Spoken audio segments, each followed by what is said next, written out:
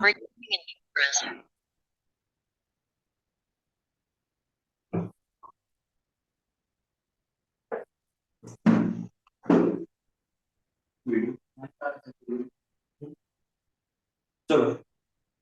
अपना vector algebra था। Vector algebra के अंदर मैं आपको तीन क्वेश्चन देती हूँ, होगा सुन कि किसी को दिक्कत नहीं। सेकंड क्वेश्चन लिखा हुआ, क्वेश्चन लिखा अराउंड है ना, क्वेश्चन सॉल्व हो गया। तो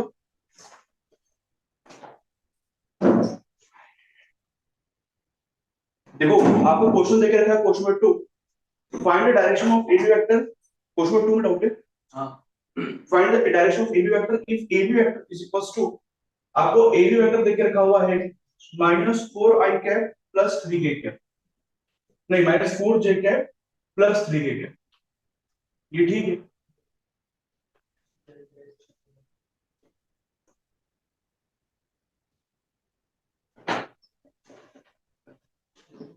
ये पूछो, देख भाई इस क्वेश्चन में हमें करना क्या है, AB वेक्टर में देके रखा है -4j cap plus 3k cap देके रखा हुआ, हमें इसको फाइंड करने के लिए ये काम करना है, इसको फाइंड करना है। तो पहले तो हमें ये निकालना पड़ेगा, जैसे मेन जो फॉर्म होता है वेक्टर का वो क्या होता है आपके पास में, पहले आता है i कैप फिर आता है j कैप और फिर क्या आता है आपके पास में k कैप, मतलब पहले i कैप फिर j कैप फिर k। तो इस तरीके से कुछ वैल्यूज आती है, लेकिन AB वेक्टर को -4j cap plus 3k cap देके रखा हूं। देख भाई एक चीज का ध्यान रखो कि जब भी 3 डायमेंशन होगा और उसमें कभी आपको मैग्नीट्यूड निकालने को बोलता है क्वेश्चन, है ना, उसको कभी आपको मैग्नीट्यूड निकालने को कुछ आगे नहीं दिया कुछ निकालो, तो वहां पे आप फॉर्मूला लगाओगे under root of A square plus B square plus c square. तो root a square plus B square plus c square formula होगा। जैसे कि हमें अगर बोल के रखा है mod of a vector b vector, तो यहाँ पे आपको पहले निकालना पड़ेगा mod of a b vector. Mod of a b vector का वैल्यू हमारे पास में आएगा -4 का होल स्क्वायर प्लस, देखिए पहले आई कैप वाला आएगा, तो यहाँ पे आई कैप तो है ही नहीं, तो यहाँ पे आई कैप की जगह मैं इसको लिख सकता हूँ 0 आई कैप -4 जे कैप। आगे जब टॉपिक आएगा उसमें आपको समझ में आएगा कि कर क्या रहा है। तो यहाँ पे आपको आएगा 0 का होल स्क्वायर प्लस ऑफ -4 का होल स्क्वायर प्लस 3 का होल स्क्वायर, ऐसा हो गया। 0 का वैल्यू 0, ये आ गया फिर 16, 3 का वैल्यू आ गया 9, तो 16 प्लस 9 कितना आ जाएगा √25। तो मॉड ऑफ ए वेक्टर कितना आ गया 5। मुझे फाइंड क्या करना है, मुझे फाइंड करना है यहाँ पे, मुझे जो फाइंड करना है वो फाइंड करना है डायरेक्शन। डायरेक्शन जब होगा, डायरेक्शन मतलब क्या होता है आपके पास में, डायरेक्शन का मतलब क्या होता है मैग्नीट्यूड, ठीक है, डायरेक्शन मतलब क्या होता है उसमें यूनिट वेक्टर। तो मुझे यूनिट वेक्टर निकालना है डायरेक्टली, तो मैं यूनिट वेक्टर निकालना मतलब किसका यूनिट वेक्टर निकालना है, हमें यूनिट वेक्टर निकालना है AB कैप का। अब AB कैप का यूनिट वेक्टर क्या आएगा, AB vector upon mod of AB vector, याद जाएगा। तो देखिए AB वेक्टर हमारे पास क्या है, AB वेक्टर की वैल्यू है आपके पास -4 j cap plus 3 k cap upon mod of AB vector के पास में करके 5 कौन सा आएगा -4 का 5 j कैप प्लस 3 का 5 k कैप, ये आंसर क्वेश्चन सॉल्व। चलो नोट कर ले।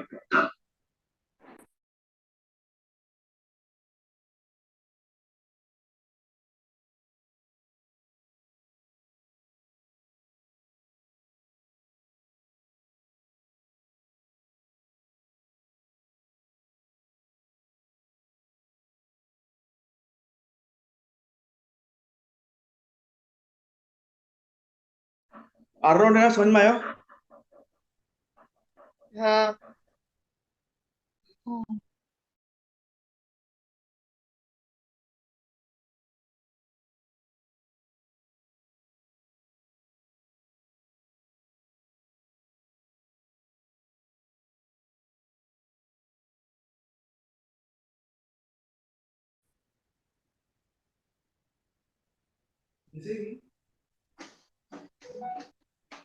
इसमें एक्चुअली फॉर्मूला यूज करना है root of a square plus b square plus c square, वो वाला फॉर्मूला मैं अभी आपको आगे बताऊंगा, अभी आगे वो फॉर्मूला आएगा।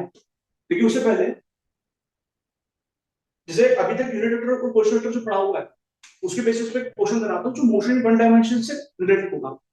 वैसे वो 2D का होगा, है ना, लेकिन तब भी अपन जितना समझा हुआ उसके हिसाब से क्वेश्चन सॉल्व करना है। देखो सबसे पहले अपने पास आता है क्वेश्चन नंबर 1। ये जो क्वेश्चन 1 है इसमें मैंने सब बोलता हूं कि 2 टू बॉयज, ऐसा कुछ लिख देते हैं,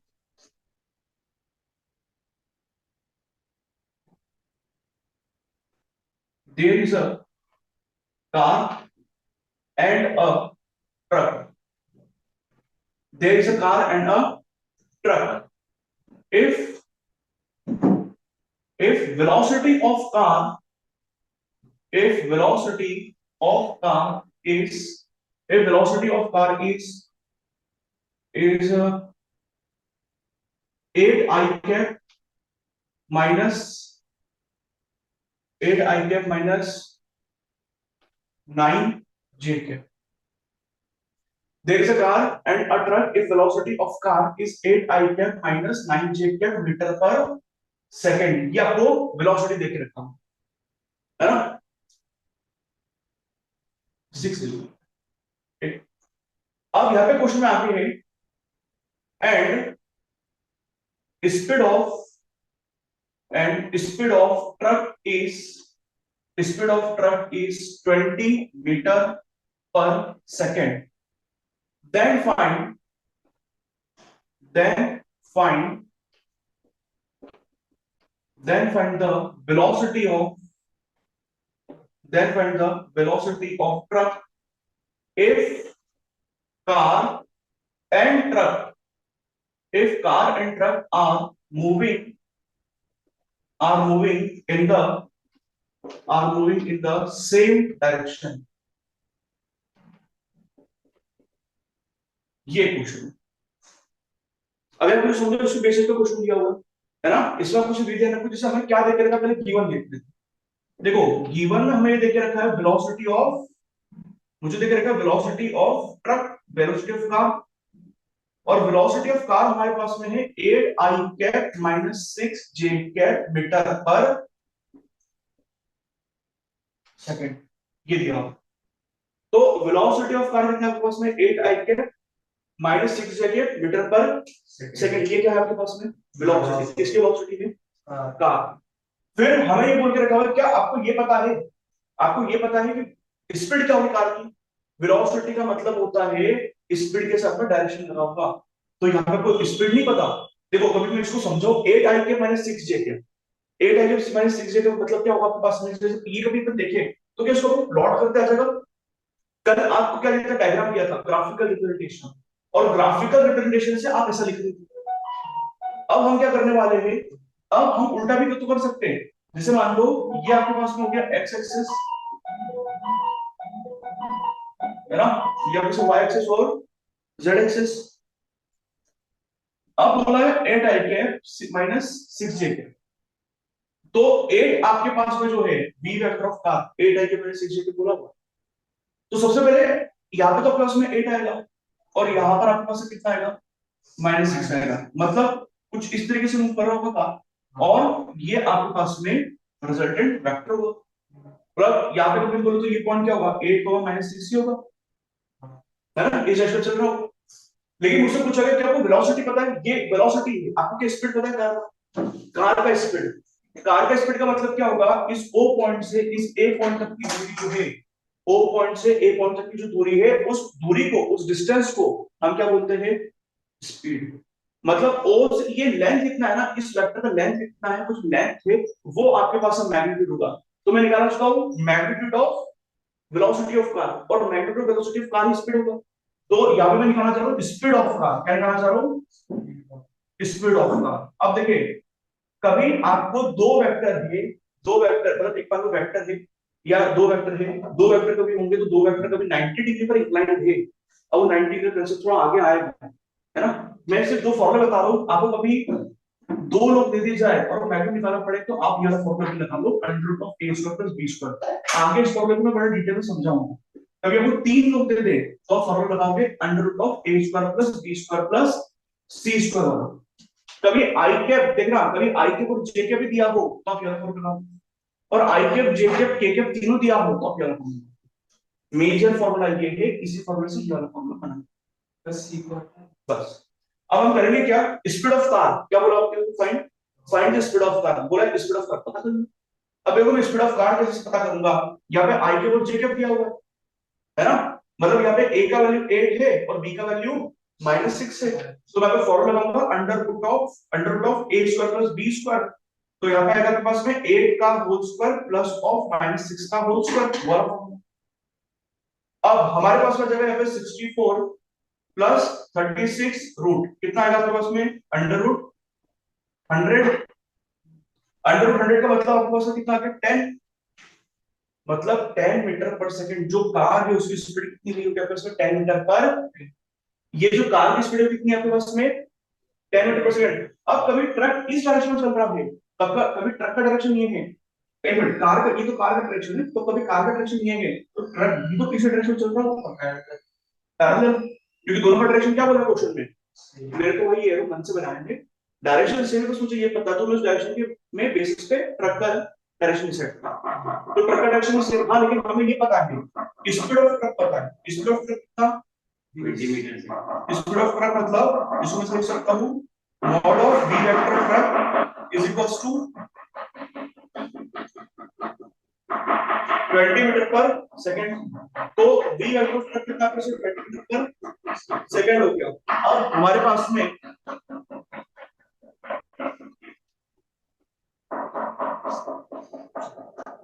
हमें यहाँ पे जो निकालना है 20 मीटर पर सेकंड से, देखो अब मेरे को डायरेक्शन निकालना पड़ेगी, पहले क्या निकालना पड़ेगा, देखो दोनों का डायरेक्शन सेम है कि नहीं है, कभी मैं देखूं तो कभी कार इस डायरेक्शन से चल रही है, ट्रक भी इस डायरेक्शन से चल रहा है, कभी कार का डायरेक्शन तो किस डायरेक्शन है, ट्रक का डायरेक्शन है, मतलब हम जानते हैं कि direction of car and truck are same, दोनों का डायरेक्शन क्या आपके पास में सेम है, तो डायरेक्शन निकालना पड़ेगा कि निकालना पड़ेगा।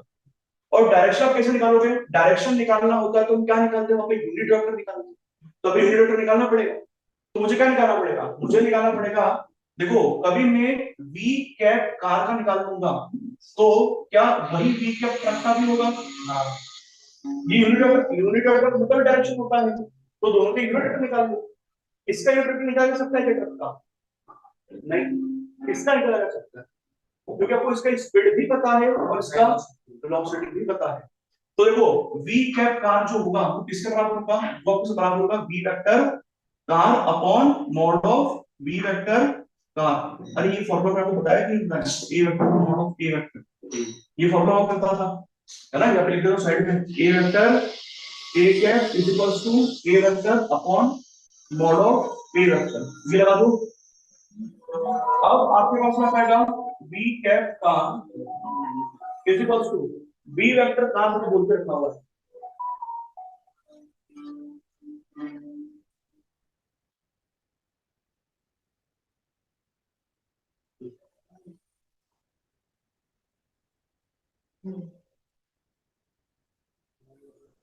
अब देखो यहाँ पे क्या बोला वी वेक्टर कार को लिखा हुआ है, तो वी वेक्टर कार को होगा वो वी क्या कार को होगा वी वेक्टर कार का एरिया रखो यहाँ पे वैल्यू 8 आई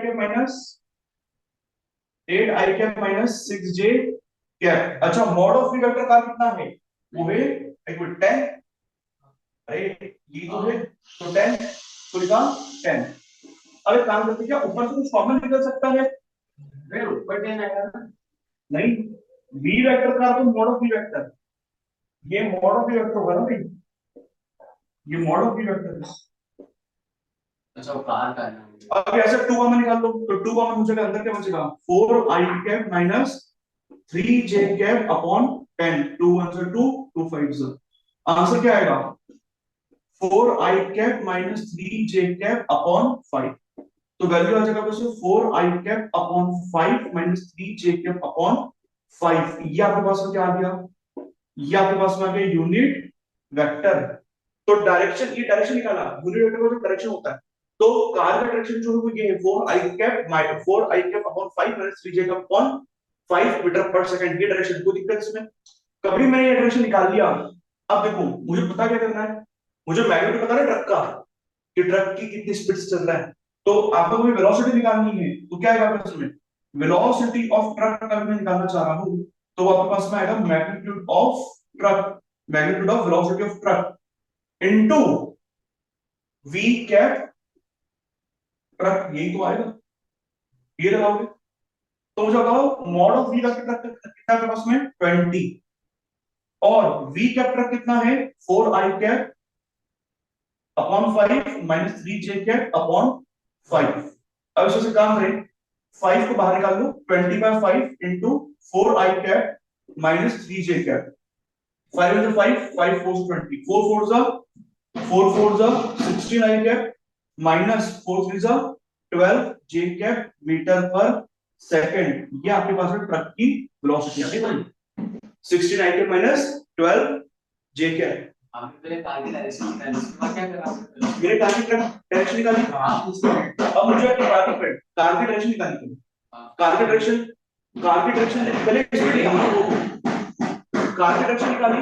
कार की डायरेक्शन निकालने के बाद मैं जानता था कि कार की डायरेक्शन और ट्रक की डायरेक्शन दोनों की डायरेक्शन क्या आपके पास में सेम है। अब दोनों की डायरेक्शन सेम है तो मैंने क्या करा, ये जो फॉर्मूला होता है ना अपने पास में a vector is equals to mod of a vector into a cap वाला, ये वाला यूज करना है क्योंकि मुझे स्पीड दिया हुआ है, जिसको डायरेक्शन लगा दूंगा तो वेलोसिटी बन जाएगा, है ना। तो वेलोसिटी निकालनी है, मैग्नीट्यूड पता है और डायरेक्शन भी पता है, मल्टीप्लाई कर दो आपका आंसर आ जाएगा 69 के माइनस 12। ऐसे होगा कुछ।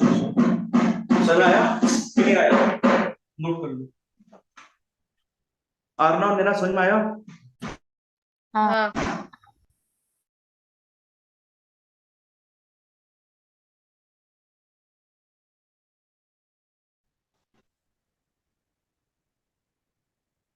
अब हमारे पास जो टॉपिक है इसका नाम है रिजोल्यूशन फैक्टर। नाम सुना आपने resolution factor?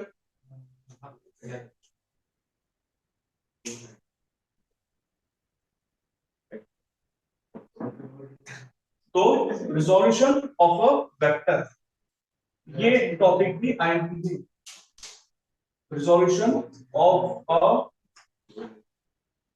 Vector.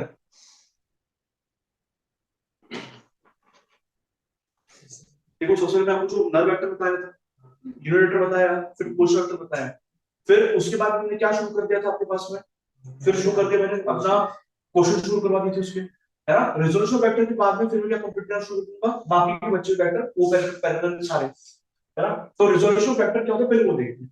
Resolution of a vector का मतलब हमारे पास में जो है वो होता है to split a vector into to split a vector into two or more vectors in a different direction, which when added vectorially then gives the same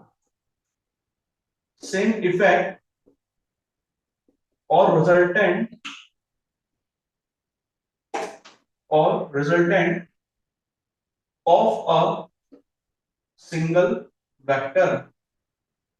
ये डेफिनेशन होती है आपके पास रिजोल्यूशन वेक्टर की। मतलब समझो पहले, रिजोल्यूशन वेक्टर का मतलब क्या होता है, किसी भी एक वेक्टर को, मतलब जैसे मान लो मैंने आपको एक वेक्टर दे दिया, जैसे मान लो ये डब्बा है, ये बॉक्स है, ये जो बॉक्स है हमारे पास में ये किसी सरफेस के ऊपर रखा हुआ है और आपने क्या करा, इस बॉक्स को कभी किसी ने यहां से खींचा, मतलब पुल करा, लेकिन जो पुल करा है बॉक्स वो किसी पर्टिकुलर अलग एंगल पर पुल कराया ना। मान लो ये एंगल आपके पास 30 डिग्री है हॉरिजॉन्टल से, हॉरिजॉन्टल समझते हो, ये हॉरिजॉन्टल लाइन है, ये ऐसी लाइन जो थी वो वर्टिकल होती है, तो किसी हॉरिजॉन्टल लाइन से इसको क्या करा गया, पुल करा गया, खींचा। अब किसी हॉरिजॉन्टल लाइन से इसको पुल करा गया, अब ये फोर्स मान लो आपके पास में है एफ फोर्स, कुछ किसी फोर्स से खींचा गया और ये फोर्स आपके पास में क्या है एफ। अब दिक्कत क्या है आपके पास में कि ये जो एफ फोर्स है, कभी आपको इसको सिंपलीफाई करना हो, आपको ऐड करना हो, है ना, तो या तो आपको पैरेललोग्राम की जरूरत पड़ेगी या तो किसी पड़ेगी। एडिशन हम तीन मेथड से कर सकते हैं, वेक्टर का एडिशन जब सीखेंगे तो तीन मेथड सिखाऊंगा। Resolution of vectors addition, addition by graphical representation, addition by parallelogram और ट्रायंगल लॉ। एक वो भी होता है ना पॉलीगॉन, वो उसमें आ गया, वो तो ग्राफिकल रिप्रेजेंटेशन मतलब पॉलीगॉन लॉ उसके अंदर ही आएगा। तो हमारे पास में जो है ये बॉक्स है, इस सरफेस के ऊपर रखा हुआ है और 30 डिग्री पर इंक्लाइन है इसका एफ। तो आपके पास में क्या होगा, कभी आप इस डब्बे को, इस बॉक्स को उस तरफ खसकाओगे, मतलब इस बॉक्स को क्या करें यहाँ पे इस डायरेक्शन मूव करा रहे हैं, ऐसे ऐसे खींच रहे हैं, है ना। तो हमें क्या करना है, हम ये चाहते हैं कि किस एक फोर्स को, हम किसी भी फोर्स को या किसी भी वेक्टर क्वांटिटी को ज्यादा अच्छे से समझ पाते हैं, या तो हमारी वर्टिकल डायरेक्शन में हो या फिर इसमें हो, मतलब आपको कभी किसी भी फोर्स को अच्छे से उसको समझना है कि कोई भी वेक्टर क्वांटिटी होगी, तो किसी वेक्टर क्वांटिटी को अच्छे से समझने के लिए हम क्या करते हैं, उस एक वेक्टर क्वांटिटी को दो अलग अलग वेक्टर्स में डिवाइड करते हैं, दो अलग अलग वेक्टर्स। एक वेक्टर जो होता है वो हॉरिजॉन्टल डायरेक्शन होगा, और एक वेक्टर जो होता है वो वर्टिकल डायरेक्शन में होगा। तो हॉरिजॉन्टल वेक्टर में डिवाइड करने से होता क्या है, क्योंकि हॉरिजॉन्टल आप जैसे जैसे पढ़ोगे एनएलएम, तो हम जब एनएलएम न्यूटन से मोशन पढ़ते हैं तो उसमें जितने भी फोर्सेस आते हैं उसको या तो जितने पे नेट फोर्स होता है उसको हम या तो वेक्टर मतलब वर्टिकली ऐड करते हैं और हॉरिजॉन्टली ऐड करते हैं, तो वो हमें आसान पड़ता है।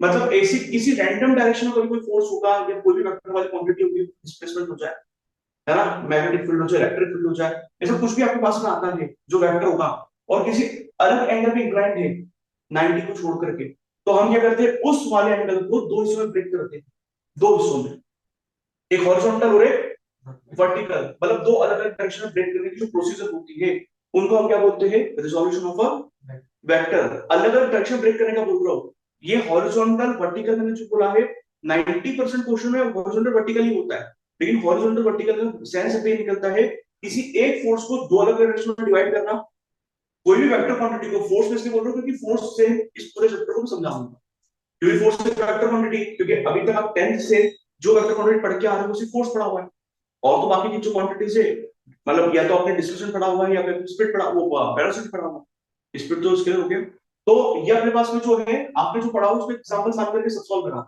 तो वेक्टर क्वांटिटी में क्या होता है, जैसे आपके पास एक वेक्टर क्वांटिटी है, तो इस वेक्टर क्वांटिटी को दो अलग अलग डायरेक्शन में डिवाइड करेंगे, और उन दो अलग अलग डायरेक्शन में डिवाइड करने की जो प्रोसीजर होती है उस प्रोसीजर का नाम क्या होता है, पास में रिजोल्यूशन ऑफ अ वेक्टर, उस प्रोसीजर को डिवाइड करना जो है वो रिजोल्यूशन वेक्टर कहलाता है। इसमें प्रॉब्लम, तो मैं क्या करूंगा, ये जो फोर्सेस है ऐसा मान लो, रिजोल्यूशन का मतलब कि आपके पास में कोई एक इंसान है ना, जो आपके पास में कम से कम किसी दुकान में काम करता है, जो आपके पास में 10,000 रुपए की सैलरी लेता है ना, और कितना है, एक ही इंसान, अब एक ही है तो उसकी पेमेंट कितना, 10,000 रुपए का, और एक ही इंसान काम कर रहा है, मतलब मान लो आपके ऐसा होगा दुकान में लेबर इनकम होगा, तो वो एक ही है और उसका पेमेंट कितना है।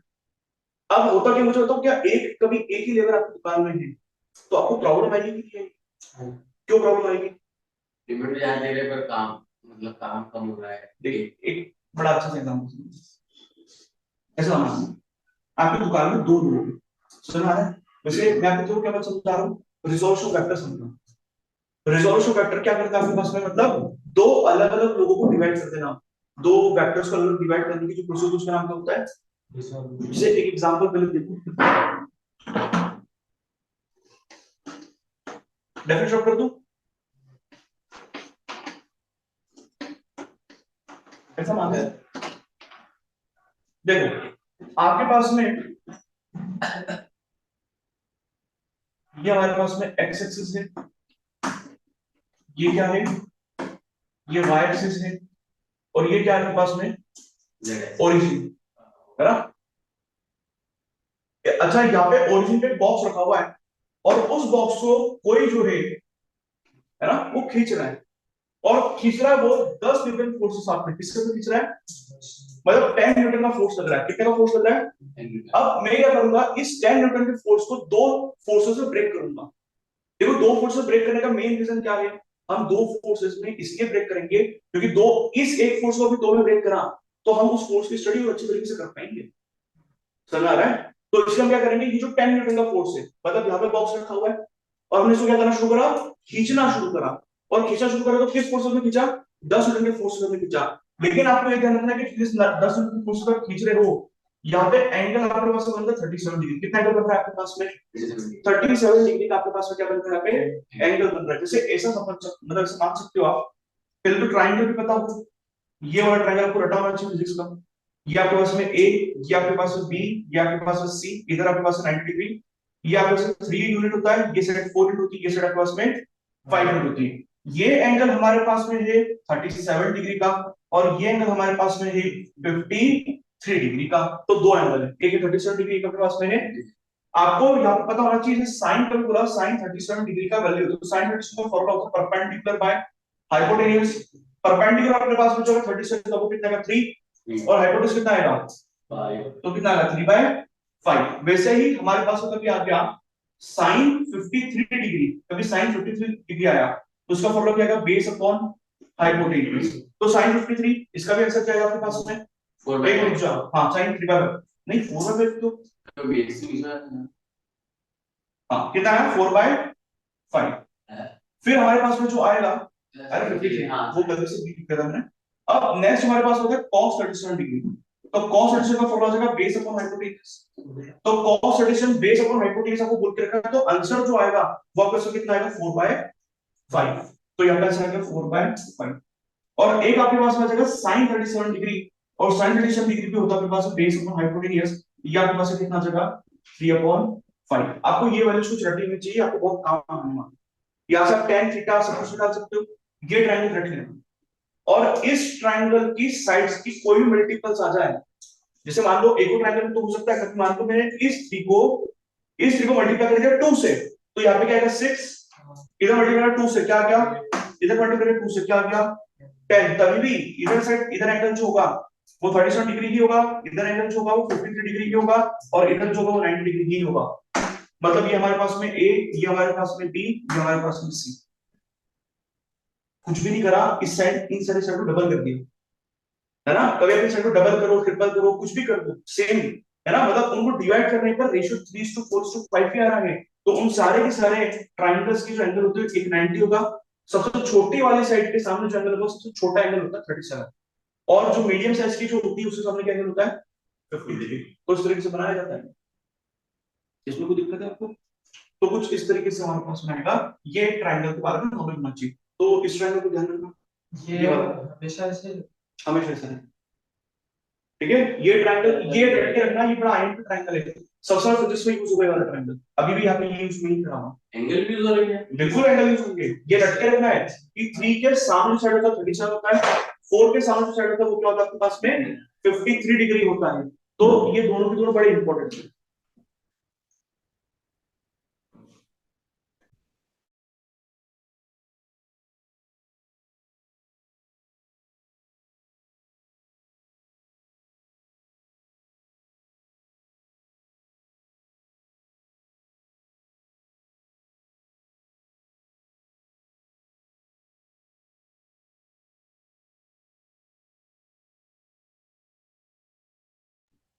अब हमारे पास जो आता है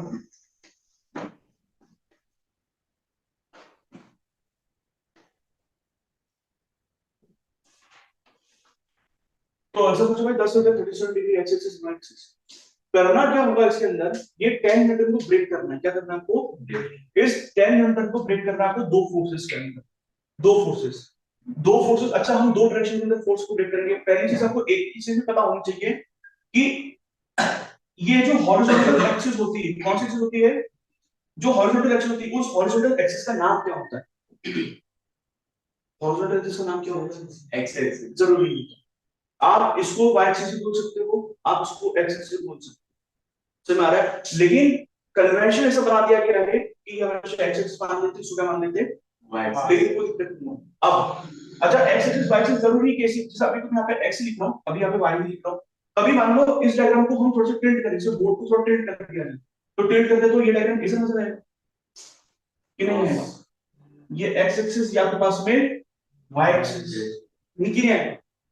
कभी आप इस डायग्राम को खुद सोचो, ऐसा हल्का सा टिल्ट करा जाए 90 डिग्री, तो ये आपके पास कुछ ऐसा नजर आ जाएगा। तो रिजोल्यूशन का मतलब जरूरी, क्योंकि अब मैं कभी आपको बोलता हूँ कि किसी फोर्स को या किसी भी वेक्टर क्वांटिटी को दो डायरेक्शन में मतलब हॉरिजॉन्टल वर्टिकल में स्प्लिट करने की प्रोसीजर को हम रिजोल्यूशन बोलते हैं, तो सही होगा कि गलत होगा, गलत होगा आपको, क्योंकि अब ये थोड़ी ना हॉरिजॉन्टल ये वर्टिकल और हॉरिजॉन्टल कहां बचा, ये अलग डायरेक्शन है, इसलिए मैं बोल रहा हूँ। लेकिन 90% क्वेश्चन जो आपको एग्जाम में आएंगे 11th में वो तो इसके ऊपर ही आएंगे, जिसका वो हाँ आपको तो 11th में यही पे आएगा कि आपको कि किसमें डिवाइड करना है हॉरिजॉन्टल वर्टिकल में। लेकिन मैं ये नहीं बोलूंगा कि ये नहीं आएगा, ये भी आएगा। ये कहाँ आएगा, वेज सुना है, वेज, वेज के ऊपर आपके पास बॉक्स रखा होगा, फिर हाँ। जब वेस्ट पर बॉक्स रखा होगा तो फिर वहां पे कुछ वेट ऐड कर रहा होगा, यहाँ पे वेट ऐड कर रहा होगा, कुछ इधर से। तो ये जो चीज हमारे पास में है, वहां पर जो रिजोल्यूशन होगा वो इधर से होगा। इसे रिजोल्यूशन को दोनों तरफ से पता होना चाहिए, समझ आ रहा है? तो रिजोल्यूशन मतलब क्या होता है, किसी भी एक वेक्टर क्वांटिटी को, किसी भी एक वेक्टर क्वांटिटी को दो अलग अलग वेक्टर क्वांटिटी में डिवाइड करना। लेकिन दो वेक्टर क्वांटिटी में डिवाइड इस तरीके से करूंगा कि जिनमें डिवाइड करा है उन दोनों को ऐड करने पर आंसर जो है वो ये क्वांटिटी आनी चाहिए, मतलब 10 फोर्स अलग अलग जगह पर अलग अलग हाँ।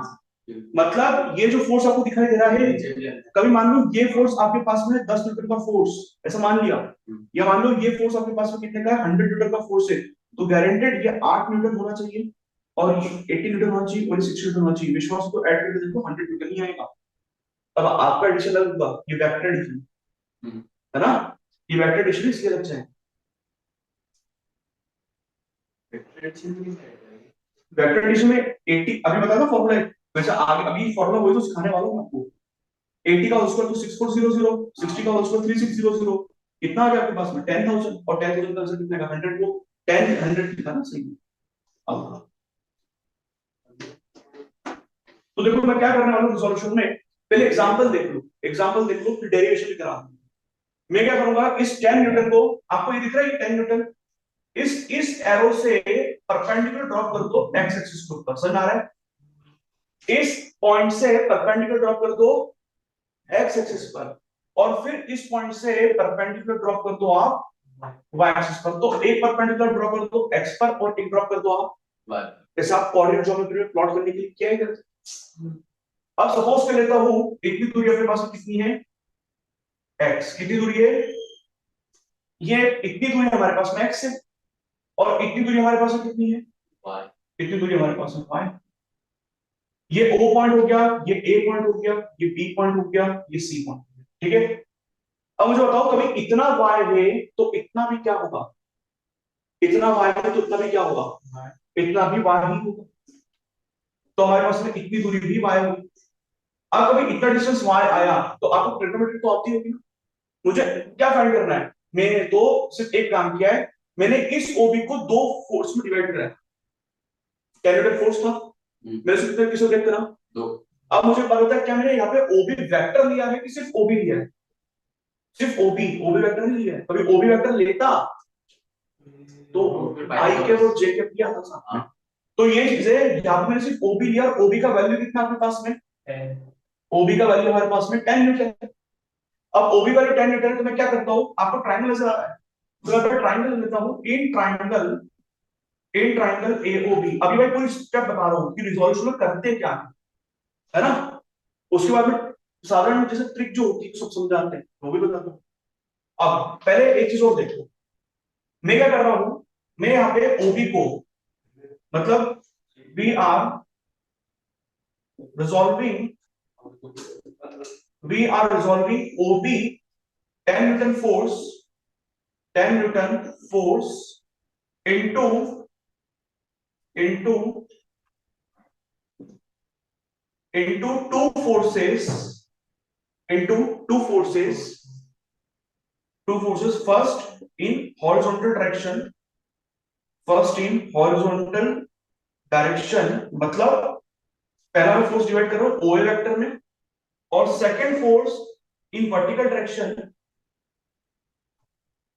सेकंड वर्टिकल डायरेक्शन में, मतलब वो आपके पास में आ जाएगा यहाँ पे OC वेक्टर।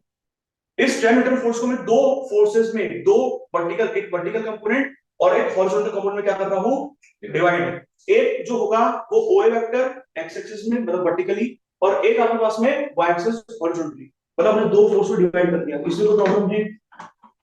जैसे हम ऐसे समझ सकते हैं कि एक फोर्स आपके पास में ऐसा कुछ हो गया, ऐसा,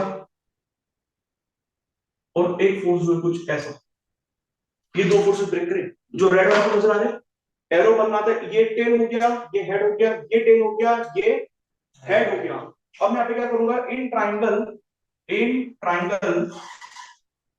AOT पढ़ा होगा पीछे सब, in triangle AOB, in triangle OAB, कुछ ऐसा ट्राइंगल है, ये आपके पास में इतना पोर्शन है बी, ये आपके पास में ओ, ये आपके पास में ए, इतना एंगल आपके पास कितना है 37 डिग्री। बात कर रहे, अब इधर आपके पास कितना आएगा एक्स, ठीक, और इतनी दूरी अपने पास में जो है वो कितनी है वाई। अब देखो मैं ट्रिग्नोमेट्री लगाऊंगा, मुझे फाइंड क्या करना है।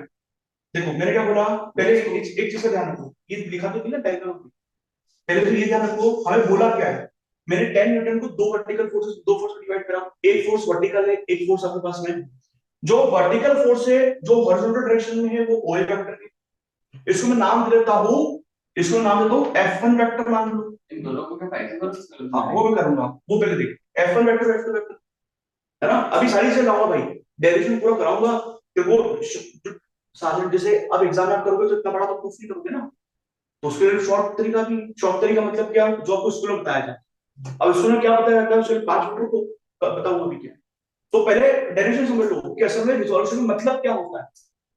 रिजोल्यूशन मतलब समझ में आ गया तो आप मान लो कुछ चीजें समझ में आना शुरू करेंगे, क्योंकि आपको मेन तो फिजिक्स में रिजोल्यूशन ही समझना है, अगले चैप्टर में तो यही जरूरी लिखना। Horizontal direction O vector F1 vector और vertical direction OC vector equals to F2 vector.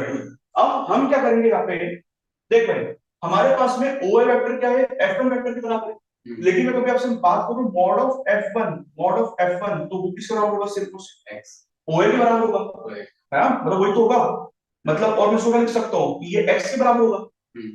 और मैंने आपसे बोला F2 vector, mod of F2 vector, ये क्या ले रहा हूं मैं, ये मैग्नीट्यूड है क्या, फिर क्या है मैग्नीट्यूड है, ये क्या है, जब भी दो डंडे बाहर लग जाते हैं मॉड्यूलस लग जाता है मैग्नीट्यूड होता है, और जब नहीं होता डायरेक्शन होता है। ये इसके ये क्वांटिटी कैसी है, ये जो क्वांटिटी, इतनी क्वांटिटी जो लिखी थी वो स्केलर है कि वेक्टर, वेक्टर, अरे स्केलर भाई, डायरेक्शन तो हट गया ना, मैग्नीट्यूड से डायरेक्शन हट गया तो स्केलर, ये वाली क्वांटिटी कैसी है, ये वेक्टर। तो mod of F vector two equals to O B vector, O B भी लिख सकते हो, एक भी लिख दो, A B vector is equals to Y, सही है, ऐसा मान लिया। अब मैं इसको सॉल्व करता हूँ, सॉल्व करना तो मैं यहाँ पे लिखता हूँ in triangle O A B, in triangle O A B, तो in triangle O A B पे हमारे पास में आएगा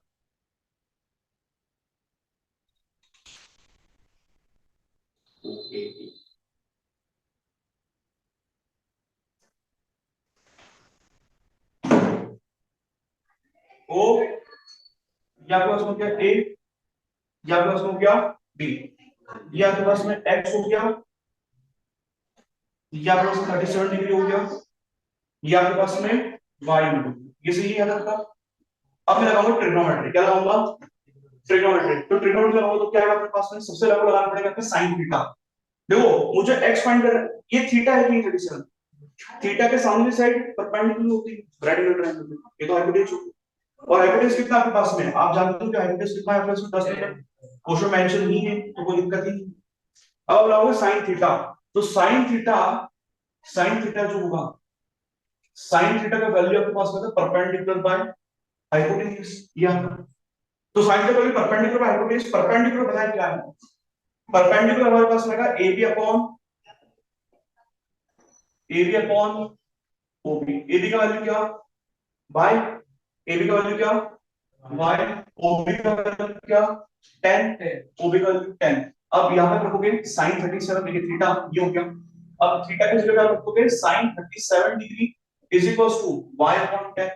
अब sin 37 का वैल्यू कितना होता है, अभी आपको ट्रायंगल पता है, अभी ट्रायंगल होता है 3 4 5 वाला याद है कि भूल गए, ये 3 4 5 वाला, ये 37, ये वाला 53, तो sin 37 का वैल्यू बोल रहा हूं कितना है 3/5, ये ध्यान रखो sin 37 कितना होता है आपके पास में, sin 37 होता है 3/5, तो मैं यहां लिख दूंगा 3/5 is equals to y/10, cross multiply करो डायरेक्टली कैंसिल कर लो, 5 into 5 5 2 10, y is equals to cross multiply 3 2 से कितना आ जाएगा आपके पास में, y का वैल्यू आपके पास में आ गया 6, तो y हमारे पास में 6 आ गया।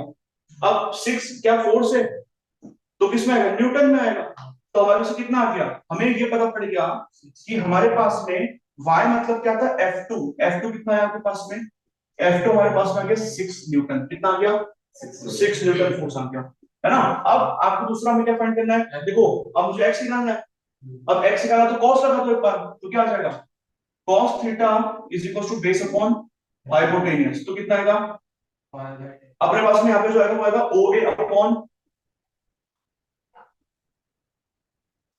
OA अपने पास आएगा x, OB आएगा 10, तो फिर से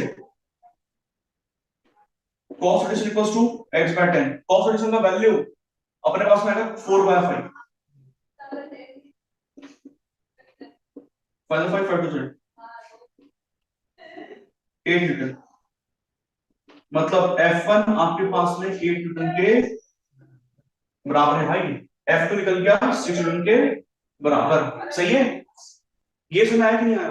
तो F1 F2 6 न्यूटन है। अब मैं आपसे पूछता हूं, कि F2 F वेक्टर 2 कितना आएगा,